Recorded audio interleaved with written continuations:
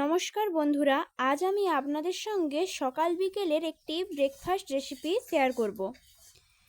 প্রথমে চিড়াটাকে ধুয়ে নিয়েছি ভালো করে, তারপরে একটু শুকনো করে এর মধ্যে টক দই দিয়ে দিচ্ছি। আমি ঘরের টক দই দিয়েছি, আপনারা চাইলে কিনা টক দইও দিতে পারেন। দইটাকে দিয়ে হ্যান্ড উইচের সাহায্যে ভালো করে মাখিয়ে নিচ্ছি। আপনারা চাইলে হাত দিয়েও মাখাতে পারেন।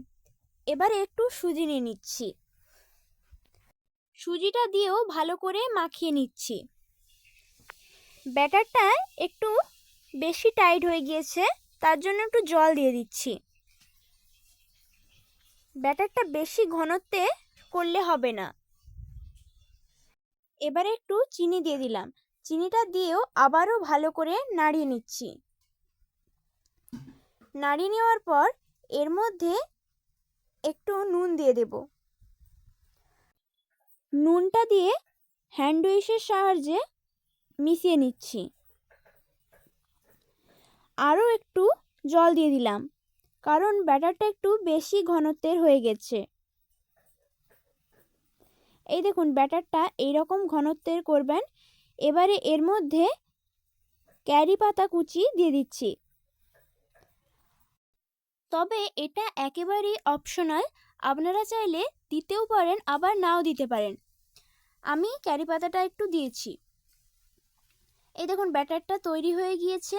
এবারে গ্যাস অন করে প্যানি বসিয়ে নিয়েছি। প্যানের মধ্যে অল্প করে তেল দিয়ে দিচ্ছি। তেলটা দিয়ে পুরো প্যানের মধ্যে ভালো করে মাখিয়ে দিচ্ছি। তেলটা পুরো প্যানের মধ্যে মাখিয়ে নিয়েছি। এবারে ব্যাটারটা একটা চামচের সাহায্যে এইরকম একটু একটু করে দিয়ে দিচ্ছি। এইরকম ছোট ছোট করে দিয়ে দিলাম। গ্যাসটাকে এখন লো টু মিডিয়াম ফ্লেমে রাখতে হবে। হাই ফ্লেমে রাখলে এগুলো চুঁয়ে যেতে পারে। নিচটা যখন একটু ভাজা হয়ে যাবে তখন এইভাবে উল্টে নিচ্ছি। এইভাবে আস্তে আস্তে করে উল্টাতে হবে, না হলে ভেঙে যাবে। সবগুলো উল্টে দিয়েছি। উল্টে দেওয়ার পর এরকম একটু চিপে দিতে হবে, যাতে ভালো করে ভাজা হয়। এই দেখুন, ভাজা হয়ে গিয়েছে। এবারে এগুলো তুলে নিচ্ছি।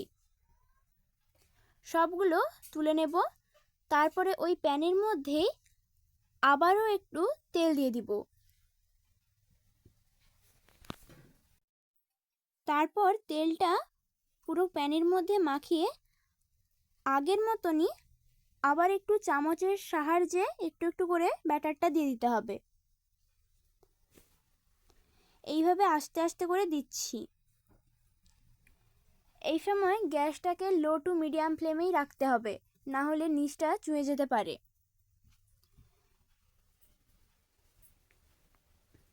এই দেখুন, ভাজা হয়ে গিয়েছে। এবার এগুলো নামিয়ে নিচ্ছি।